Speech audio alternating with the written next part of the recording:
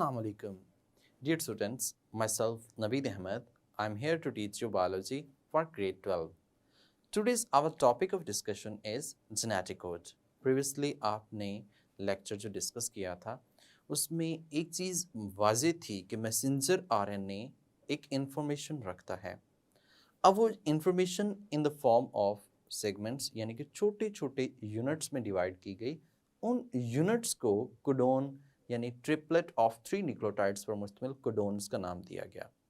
अब ये जो कोडोन्स हैं कितने हैं, कैसे बनाए गए, एक्सपेरिमेंटली इनको कैसे प्रूव किया गया, कौन से साइंटिस्ट इन्वॉल्व थे और ये कौन कौन से इनमें से नॉनसेंस यानी कि ट्रांसलेशन जो है उसको स्टॉप करने में इन्वॉल्व होते हैं, क्या जेनेटिक कोड यूनिवर्सल है या नहीं है, इन तमाम को सीखने के लिए पढ़ने के लिए चलते हैं लाइट बोर्ड की तरफ। जी students, now we are going to study genetic code. अब ये बात आप जानते हैं जेनेटिक कोड जो हैं these are present in messenger RNA as well as these are also present in DNA। DNA में भी होते हैं, मैसेंजर RNA में भी होते हैं, लेकिन आप ये बात भी जानते हैं एंटीकोडोन जो हैं वो ट्रांसफर RNA में होते हैं। जेनेटिक कोड है क्या? That is a triplet of nucleotide which specified a triplet of nucleotide which specifies a amino acid, an amino acid यानी कि अगर तो एक अमाइनो एसिड को इनकोड करने के लिए ट्रिपलेट है न्यूक्लियोटाइड का, that is known as genetic code. अब ये बात ध्यान में रखिएगा, हम ट्रिपलेट ऑफ न्यूक्लियोटाइड को जेनेटिक कोडोन भी कहते हैं, जो कि एक अमाइनो एसिड को क्या करता है, स्पेसिफाइड करने में इन्वॉल्व है।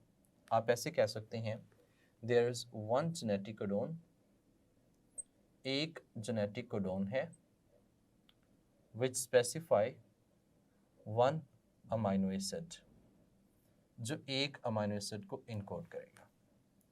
स्टूडेंट, यहाँ पे क्वेश्चन अराइज हो गया कि why we are going to take 3 nucleotide in one genetic codon, यानी कि वो जो जेनेटिक कोडोन है उसमें हम 3 न्यूक्लियोटाइड ही क्यों ले रहे हैं?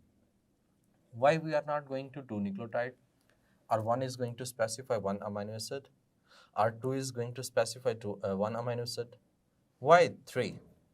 Question is that, तो इसमें देखिए हमारे पास total number of amino acid जो हैं स्टैंडर्ड वैल्यू अगर देखी जाए तो ये 20 हैं, 20 टाइप्स ऑफ अमाइनो एसिड जो कि मोस्ट ऑफ द प्रोटीन में एग्जिस्ट करते हैं।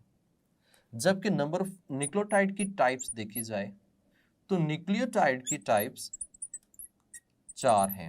न्यूक्लियोटाइड की टाइप्स कितनी हैं? 4 हैं, जो कि आरएनए के अंदर मौजूद होती हैं, ए, यू, जी, सी। टोटल 4 आप कह सकते हैं, 4 टाइप्स एग्जिस्ट करती हैं। तो क्या ये 4 की 4 20 अमाइनो एसिड को इनकोड कर सकती हैं? बिल्कुल भी नहीं। सो हम इनको डबल कर लेते हैं।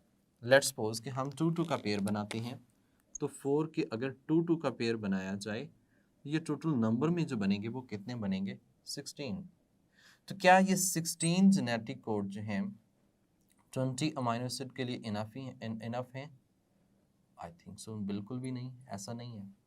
सो फिर इनका ना 3-3 का पेयर बनाया गया।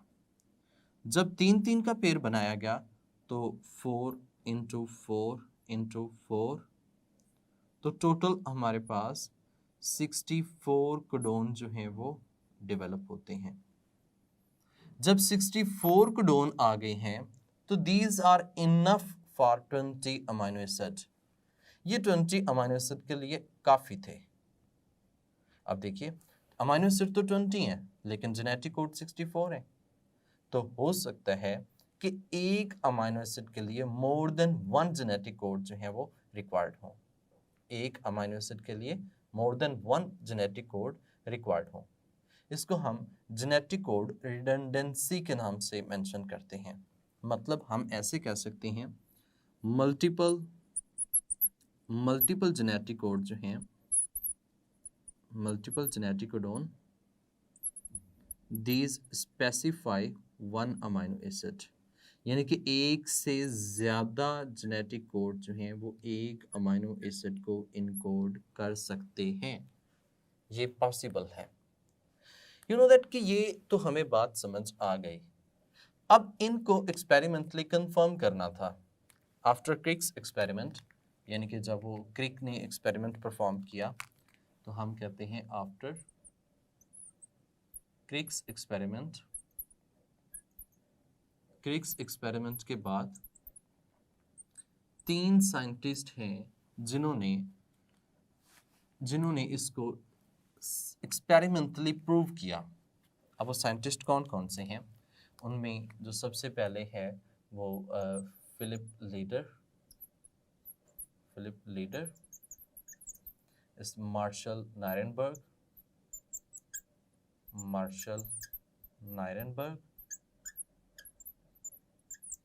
इस तरह से हरगोबिंद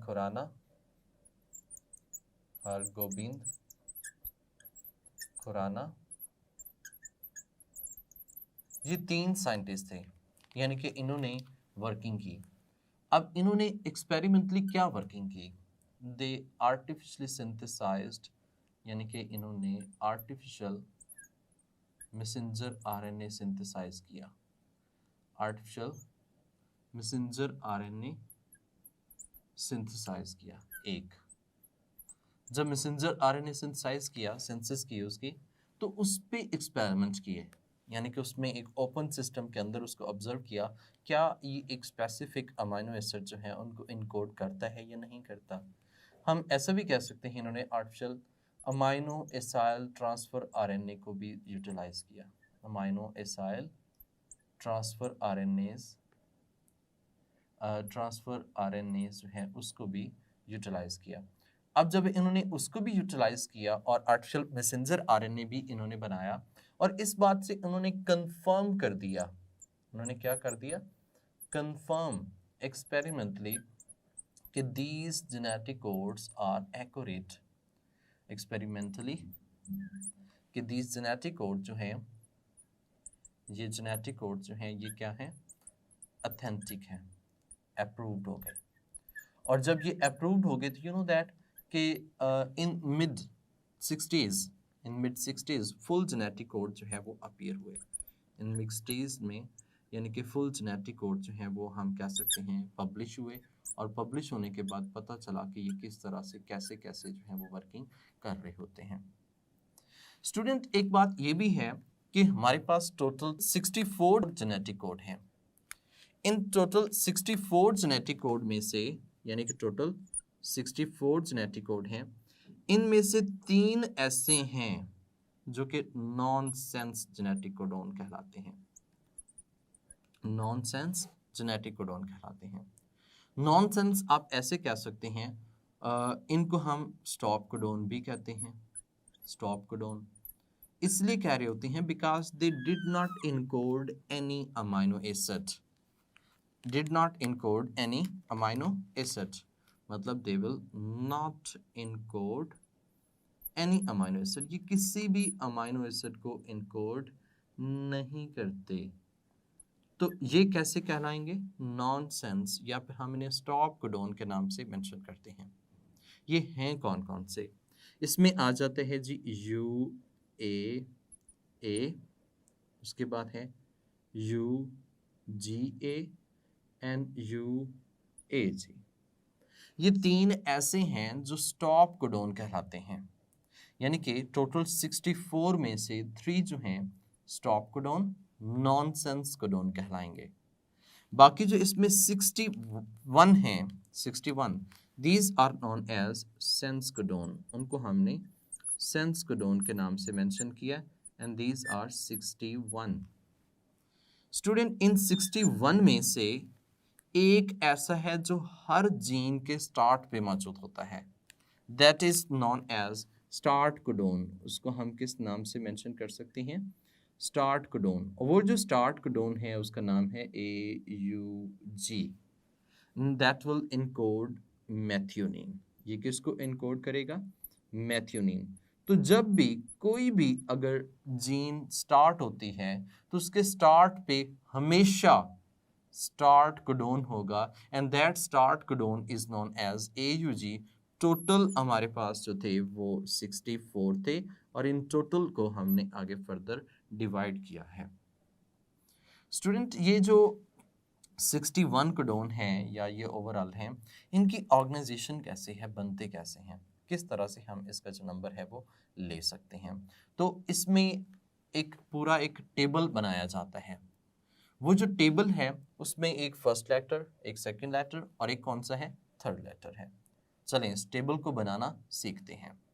जी स्टूडेंट्स, तो हम यहाँ पे जेनेटिक कोड को बनाना सीख रहे थे, यानी कि जेनेटिक कोड जो हमारे पास 64 हैं, वो जेनेटिक कोडोन किस तरह से बने हैं, कैसे हम उनको ऑर्गेनाइज करते हैं, जो कि हमने यहाँ पे ये चीज़ यहाँ पे डिस्कस की है कि ये 64 हैं टोटल, तो कैसे डेवलप होगी।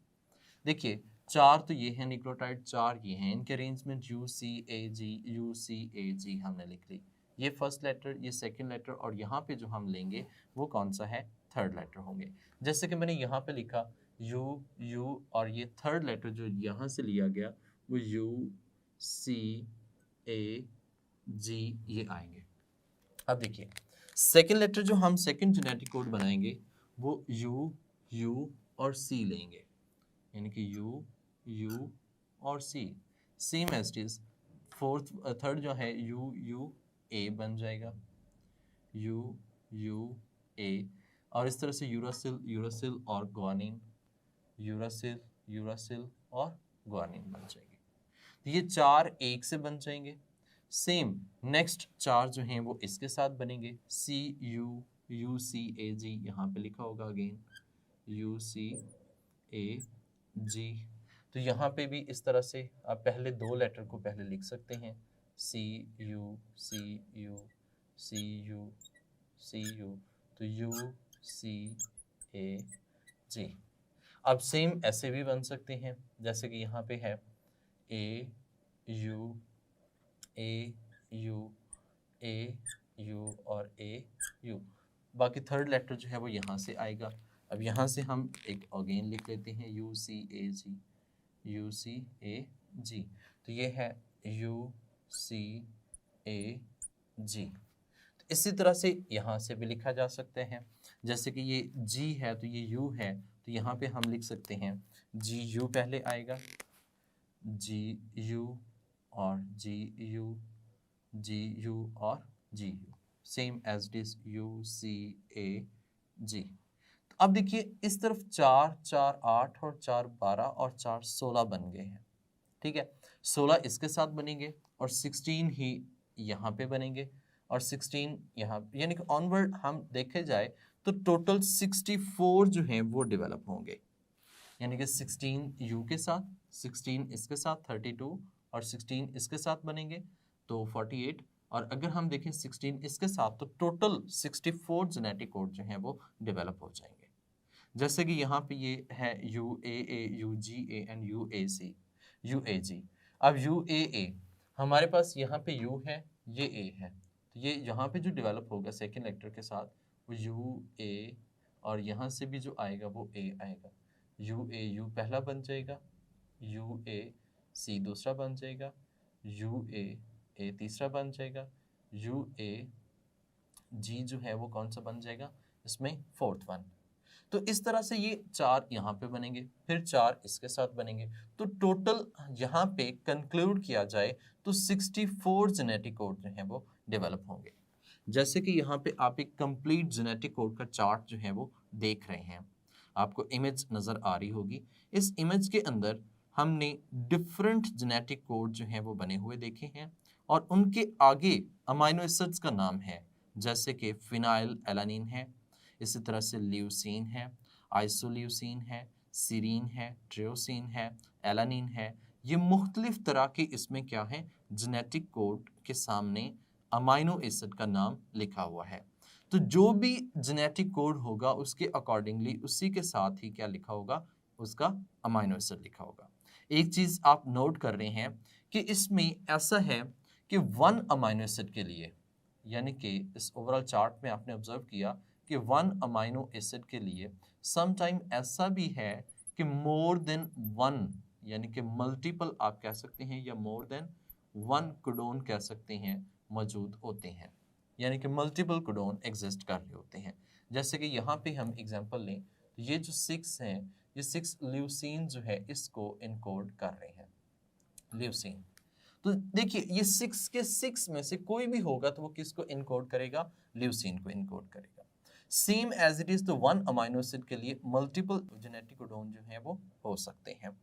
अब हमने बात ये की कि इनमें से ही स्टॉप कोडोन है जो किसी अमाइनो एसिड को इनकोड नहीं करते, और एक ऐसा है जो सबके स्टार्ट पे मौजूद होता है। नेक्स्ट पॉइंट ये है कि क्या जेनेटिक कोड यूनिवर्सल है। यूनिवर्सल का मतलब ये होता है कि तमाम के अंदर सेम है या नहीं है, यूनिवर्सल है या नहीं है।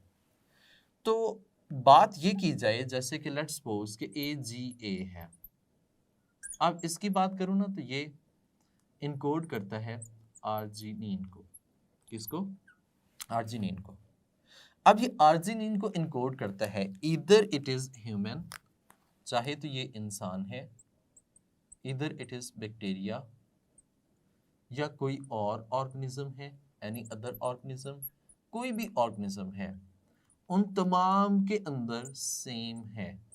तमाम के अंदर कैसा है, same. There is no any change, यानी कि ये यूनिवर्सल है। अब देखिए बात, यहां पे हमने कहा सेम है तो इसका हमें क्या बेनिफिट हो सकता है। सो इसका बेनिफिट ये हो सकता है कि हम एक ऑर्गेनिज्म से दूसरे ऑर्गेनिजम्स में अपनी जीन्स क्या कर सकते हैं, ट्रांसफर कर सकते हैं और उससे बेनिफिट ले सकते हैं। मिसाल के तौर पर एक जीन है जो इंसान के अंदर इंसुलिन बना रही है, तो बैक्टीरिया के अंदर भी इंसुलिन ही बनाएगी, क्योंकि बैक्टीरिया के अंदर भी जेनेटिक कोड जो है वो बिल्कुल सेम एग्जिस्ट करते हैं। लेकिन आपको एक बात बताऊं, जेनेटिक कोड्स में एक्सेप्शनल केसेस भी एग्जिस्ट करते हैं। अब एक्सेप्शनल केसेस की बात करते हैं। हम जब एक्सेप्शनल केस की बात करते हैं तो exceptional case is just and only related to mitochondria. Exceptional case किससे रिलेट करता है, माइटोकॉन्ड्रिया से रिलेट करता है। यानी कि हम दो की बात करते हैं, एक न्यूक्लियस और दूसरा हम बात करेंगे माइटोकॉन्ड्रिया की। माइटोकॉन्ड्रिया के अंदर चूंकि अपना एक जीनोम होता है, उसका एक अपना रीडिंग फ्रेम एग्जिस्ट कर रहा है, लेकिन इंसान या दूसरे जो भी एनिमल्स हैं उनके न्यूक्लियस के अंदर एक और तरह से रीडिंग फ्रेम एग्जिस्ट करता है। मिसाल के तौर पर बात ये की जाए UGA, UGA। अब आप ये बात जानते हैं कि न्यूक्लियस के अंदर स्टॉप कोडोन है, लेकिन माइटोकॉन्ड्रिया के अंदर it is encoding tryptophan. It is encoding tryptophan. Tryptophan is an amino acid. देखिए, जबकि यहाँ पे एक और अमाइनो एसिड है AUA।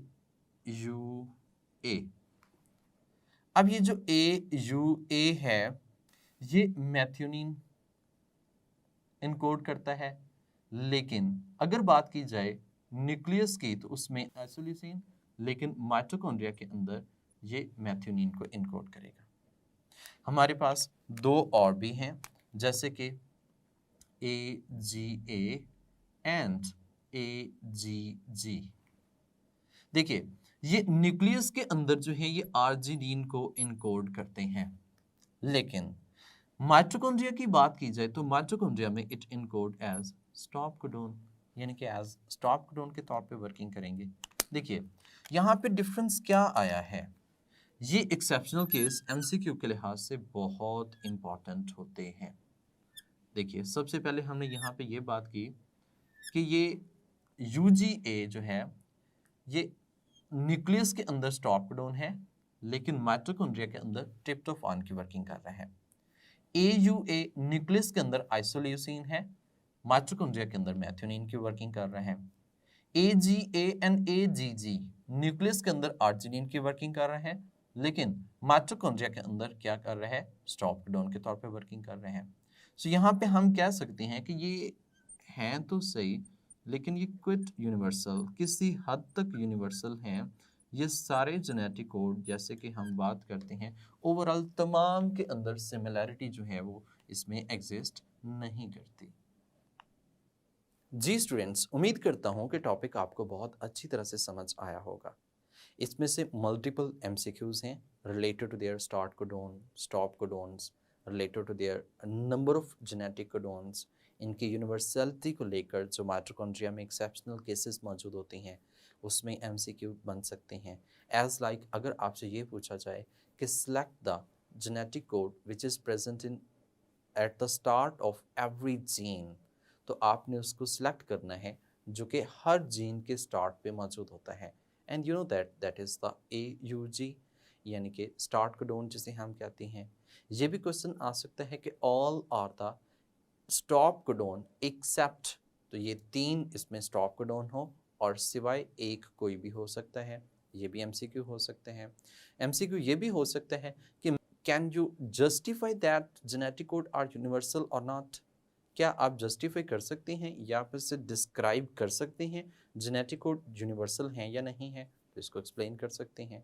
एक लॉन्ग क्वेश्चन भी हो सकता है कि explain genetic code in detail. तो नेक्स्ट टॉपिक जो है वो है ट्रांसलेशन। तो ट्रांसलेशन को समझने के लिए हम नेक्स्ट लेक्चर में चलेंगे। तब तक के लिए अपना ख्याल रखिएगा। अल्लाह हाफिज़।